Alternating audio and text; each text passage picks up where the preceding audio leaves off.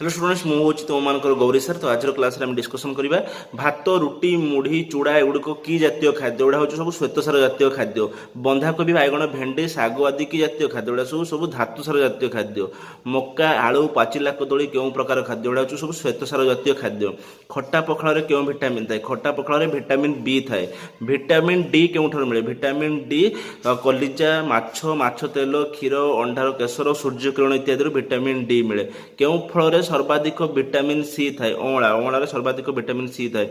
Vitamin के रो अन्य नाम कौन? भिटामिन के रो अन्य नाम होची फाइलोक्विनन।